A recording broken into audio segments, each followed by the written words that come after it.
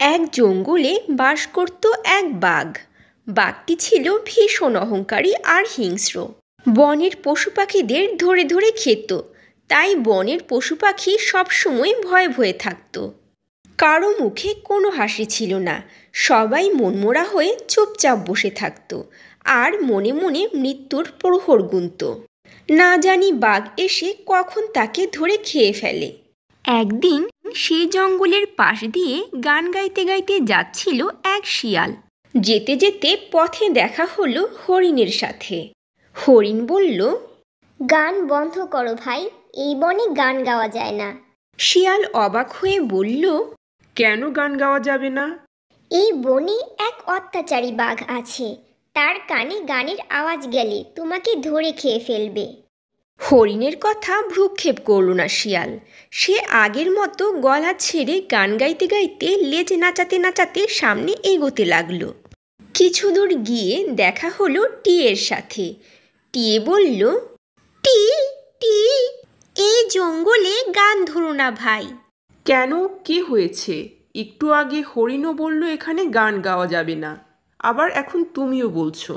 টিয়েও হরিণের মতোই বলল, টি টি, এই জঙ্গলে এক অত্যাচারী বাঘ আছে, সে তোমার গানের আওয়াজ শুনতে পেলেই তোমাকে ধরে খেয়ে ফেলবে। পরপর দুইজন একই কথা বলায় শিয়ালের মনে ধরল। সত্যি তো, এই জঙ্গলে কোনো পশু লাফালাফি করে না, দৌড়ঝাঁপ করে না, পাখিরা গাছের ডালে বসে বসে কিচিরমিচির করে না, গান গায় না, সব কিছুই কেমন যেন শুনশান আর নীরব। চালাক শিয়াল বুঝতে পারল, নিশ্চয়ই এই জঙ্গলে অত্যাচারী কোনো বাঘ আছে। কিন্তু এই অত্যাচারী বাঘটাকে কিভাবে সাজা দেয়া যায়? হঠাৎ তার চোখে পড়ল সামনের একটা কূপের ওপর। কূপ দেখে তার মাথায় এক বুদ্ধি এলো। সে টিয়েকে বলল, সেই অত্যাচারী বাঘটা কোথায় থাকে? কথাটা শুনে টিয়ের গলা শুকিয়ে গেল। টিয়ে বলল, টি টি, কেন? তুমি বাঘ কোথায় আছে তা জেনে কি করবে? আমি তার কাছে যাব। বলো কি, কাছে গেলেই তো তোমাকে ধরে খেয়ে ফেলবে। আমি বাঘের সাথে এমন কিছু একটা করব যাতে বাঘ বনের অন্য পশুদের অত্যাচারের সাজা পায়। টিয়ে শিয়ালকে বাঘের আস্তানা দেখিয়ে দিল আর বলল, টি টি, আর একটু সামনে হাঁটলেই তুমি বাঘের গুহা পেয়ে যাবে। ওই গুহাতেই থাকে সেই অত্যাচারী বাঘ। শিয়াল সামনের দিকে হাঁটতে লাগলো। হাঁটতে হাঁটতে গুহার কাছে পৌঁছে গেল। গুহার সামনেই সেই বাঘটি বসেছিল। বাঘ তখন শিকার ধরে খেয়ে দিয়ে ওর গুহার সামনেই ঝিমুচ্ছিল। শিয়াল ধীরে ধীরে বাঘের কাছে গেল আর কাঁদতে লাগলো। শিয়ালকে কাঁদতে দেখে বাঘ শিয়ালের কাছে গেল। এই শিয়াল, তোর এত বড় সাহস, তুই আমার বাড়ির সামনে বসে কাঁদছিস? কাঁদছি কি আর সাধে বাঘ মামা? তো আমার গুহার সামনে বসে কাঁদছিস কেন? কাঁদছি তোমার দুঃখের কথা ভেবেই। কি বলতে চাস তুই? স্পষ্ট করে বল।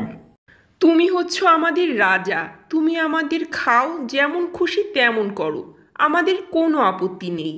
কিন্তু কিন্তু কি? কোথা থেকে এক বাঘ এসেছে এই জঙ্গলে, এসে বলছে সেই নাকি এখন এই জঙ্গলের রাজা। এখন থেকে নাকি সেই আমাদের ধরে ধরে খাবে। শিয়ালের মুখে এসব কথা শুনে তো বাঘ রেগে মেগে একাকার। বাঘ হুঙ্কার ছেড়ে বলল, কোথায় সে বাঘ? আমার রাজ্যে এসে এত বড় কথা?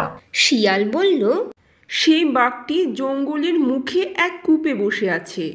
চল দেখি ওই বাঘটার বুকের পাটা। আমার রাজত্বে এসে কিনা নিজেকে জঙ্গলের রাজা দাবি করা, দেখাচ্ছি ওকে। শিয়াল বাঘকে কূপের কাছে নিয়ে গেল। বাঘ চারদিকে তাকিয়ে বলল, কই, আমি তো আশেপাশে বাঘকে দেখতে পাচ্ছি না, কোথায় ওই বাঘ? শিয়াল বলল, মামা সত্যি তুমি ভীষণ বোকা। শত্রু কি কখনো সামনাসামনি দাঁড়িয়ে থাকে? তবে ওই যে সামনে যে কূপটা দেখতে পাচ্ছ, ওই কূপের ভেতর লুকিয়ে আছে। বাঘ কূপের কাছে গেল। কূপটি ছিল অনেক গভীর আর পানিতে ভর্তি। কূপের সামনে দাঁড়িয়ে বাঘ তাকালো পানির নিচে। পানির ভিতরে বাঘ নিজেরই প্রতিচ্ছবি দেখে বলল, শেয়ালের কথা তো একেবারে সত্যি। এই যে কূপের ভিতর দাঁড়িয়ে আছে মস্ত বড় এক বাঘ।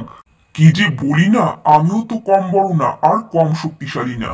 না হলে কি বনের সব পশুরা আমাকে রাজা মানে? আর এ বেটা এসেছে কিনা আমার রাজত্বের ভাগ নিতে। পানির নিচে বাঘকে দেখে বাঘ তো একেবারে রেগে মেগে আগুন।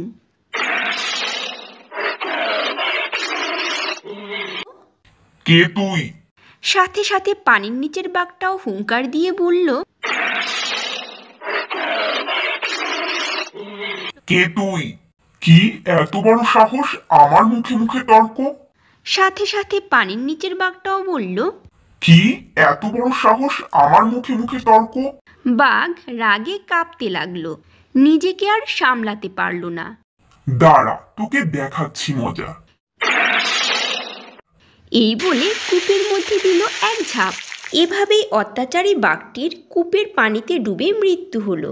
সমস্ত জঙ্গলে বুদ্ধিমান শেয়ালের জয় জয়কার ধ্বনি বেজে উঠল। বনের পশু পাখিরা নির্ভয়ে সুখে শান্তিতে বসবাস করা শুরু করলো। ছোট্ট বন্ধুরা, গল্পটি ভালো লাগলে চ্যানেলটি সাবস্ক্রাইব করে লাইক কমেন্টস করতে ভুলো না কিন্তু।